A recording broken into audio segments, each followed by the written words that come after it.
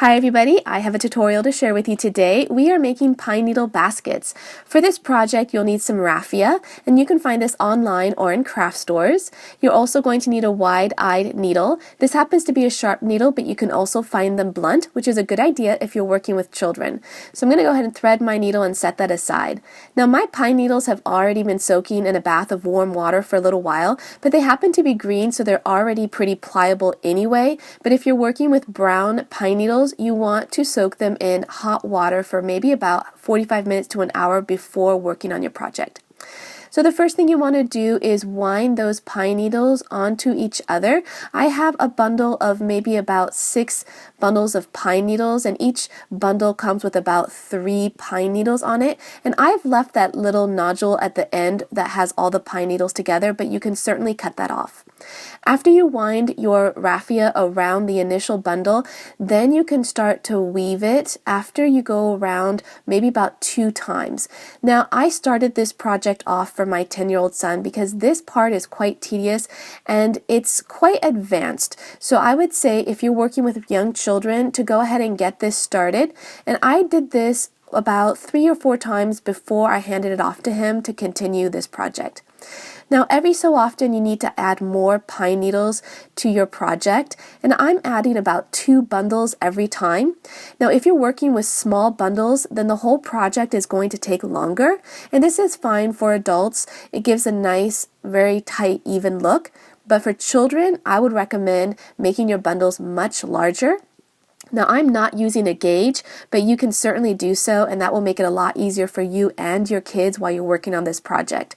To make a gauge, all you need to do is cut a straw and have it just be about 1 centimeter or 1 inch long, and then you can put your gauge into your pine needles, and that way you'll know how many pine needles you need as long as you fill up the gauge.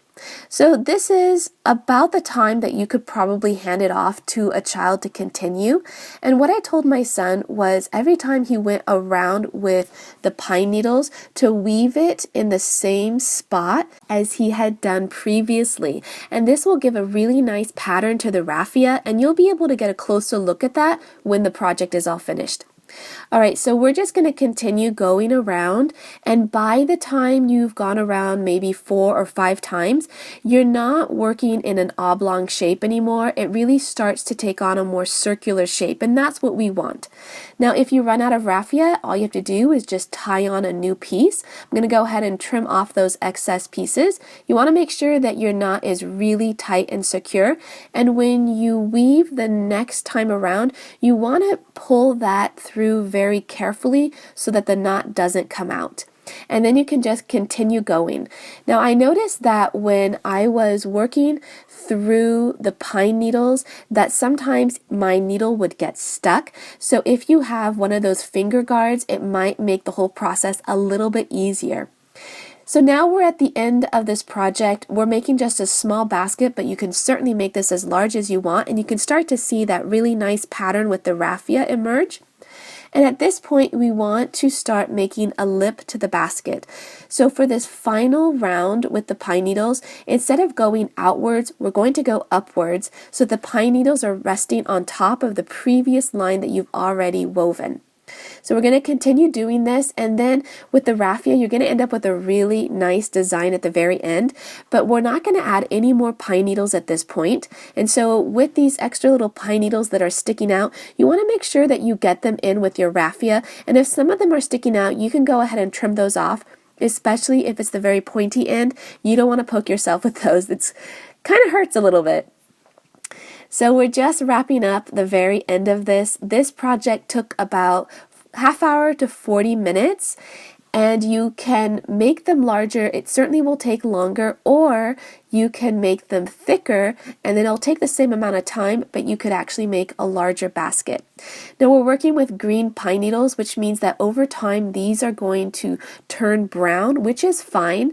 They will stay green for quite some time, however, and I kind of like the look of the green, but we also have them as brown pine needle baskets, and both the looks are very beautiful.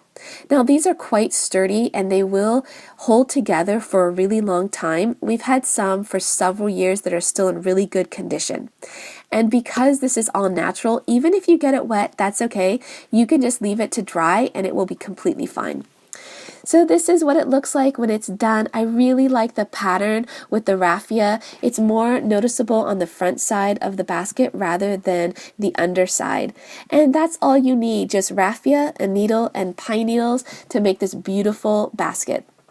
So this is my 10-year-old son. He is working on it as well. We only made one between us. I made the beginning part and the end, and he worked on the middle, chunkier part of the basket. If you want to see some of the other projects that we are doing as part of this unit study for our homeschool, you can tap on the screen right now. And if you want to see what we're doing on a daily basis, you can find me on Instagram at Pepper and Pine.